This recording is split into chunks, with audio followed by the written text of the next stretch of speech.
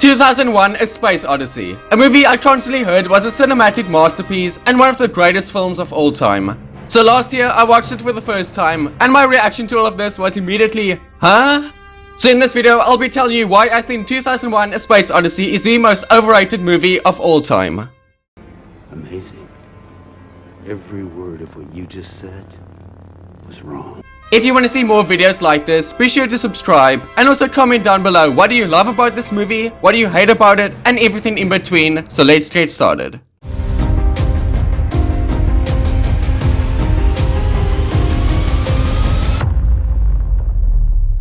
Now just to make things clear, I think this is the most overrated movie of all time. That doesn't mean it's the worst movie of all time. There are actually a handful of things I quite like about it, so let's start off on a positive note with everything I like about 2001: A Space Odyssey.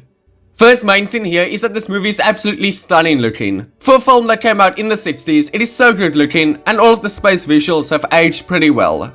The spaceships in particular. I love this old style of using models and here there are some good examples of that. Then the lighting, set design, color palette and aesthetic are all great too. Mainly because of how off everything feels, which was definitely intentional as it gives this whole movie such an unsettling vibe.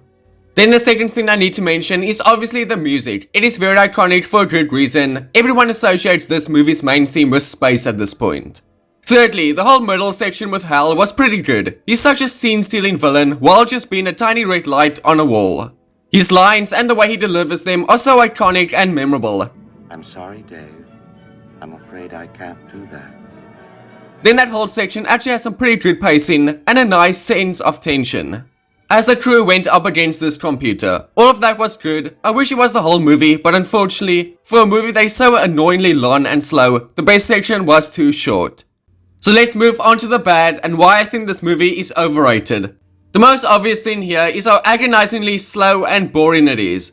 This is the #1 most boring movie I've ever seen, and of course, the most common response to this is just, you have no attention span. I do not dislike slow movies at all, if the film makes good use of that slow pace. 12 Angry Men, a movie set entirely in one room and only consists of dialogue, is obviously pretty slow. And I think it's one of the objectively best films of all time, because the movie is so engaging the slow pace doesn't matter at all. The opening scene to this movie, about monkeys yelling at each other and smashing bones, lasts for 20 whole minutes. It's like watching a nature documentary without David Attenborough's relaxing voice in the background. Some know how to crack nuts. But it takes a chimp a number of years to work out how to place the nut in a socket and then how to wield a hammer. It's just a painful and annoying scene to sit through. And that isn't even the worst bit. The portal scene lasts 10 minutes and it just consists of lights flashing before your eyes and very ugly music in the background.